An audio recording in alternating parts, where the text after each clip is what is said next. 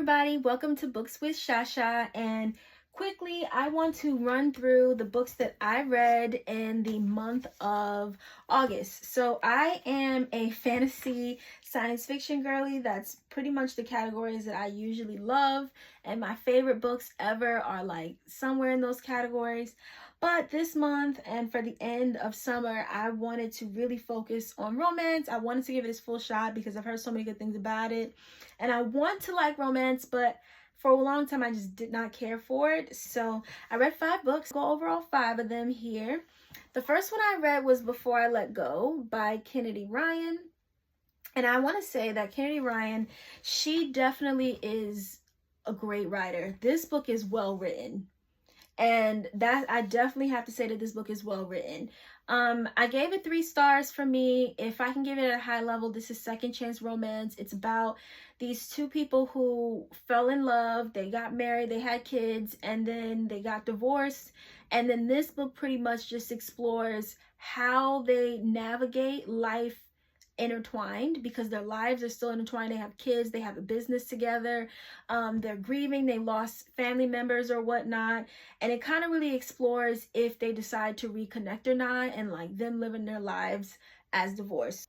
Of course, it's a romance, so you really get to see them, like, they never really fall out of love. It just tells you, like, it talks about like dealing with the hard times. So I think for me, the reason why this is a 3-star is because, for one, it was well written. So like I knew I was gonna give it a good rating in that sense. I just think that I wasn't the target audience for this type of story.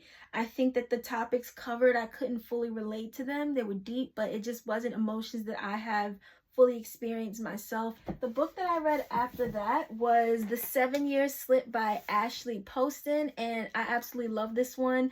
I mean, for one, the setting is New York City. I am a native New Yorker. I love it here. Not saying that that automatically qualifies a book to get 5 stars because it's, you know, the setting is in New York, but it does help.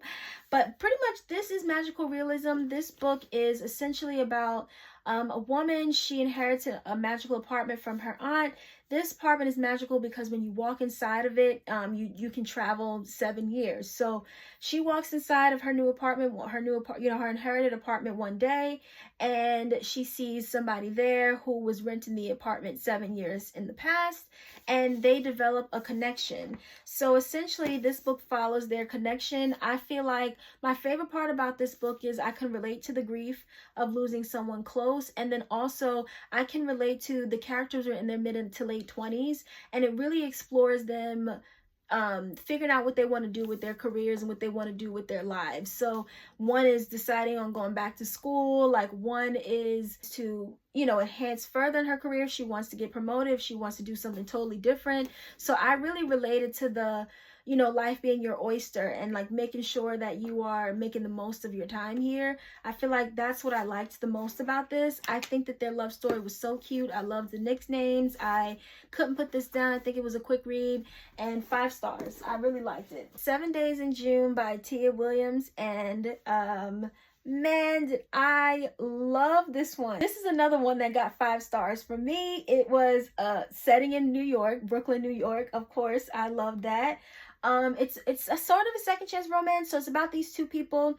They connected as teenagers first. They had this wild, crazy connection back then. You know how it is when you meet someone and they just get you, like your humor is they get you, like the way you talk, the way you are, like it's just an instant connection. So that's kind of how it was for them as teenagers, and something happened where they separated for 15 years.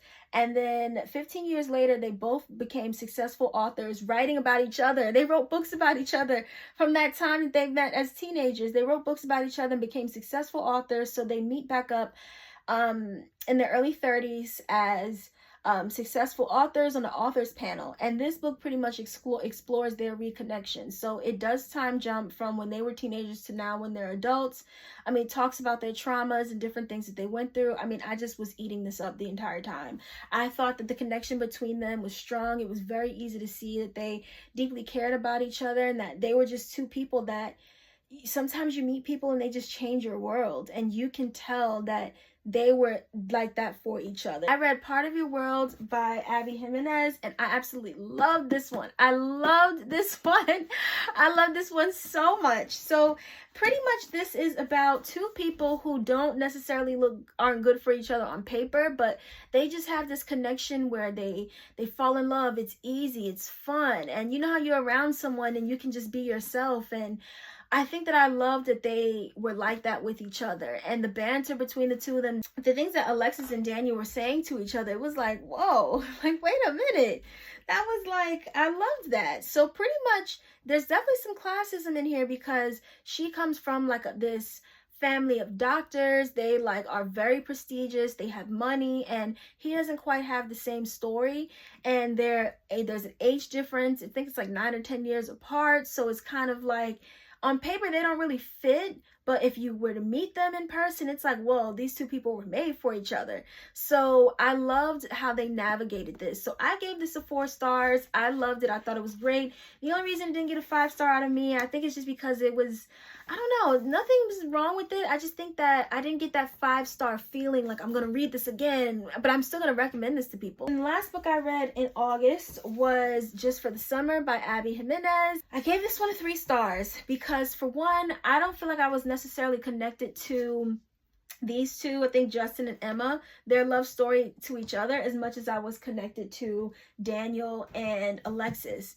So I felt like that's the only thing that was kind of holding me back from giving this a little bit higher rating, but I think 3 stars is still solid because Abby Jimenez is a great writer. Similar to Kennedy Ryan, I'll probably read Kennedy Ryan again, even though Before I Let Go wasn't necessarily for me. I think because of how great a writer she was, I'm gonna read another book by her. And I think the same with Abby Jimenez, like, she's such a great writer, so it's kind of hard to rank this any lower than 3 stars.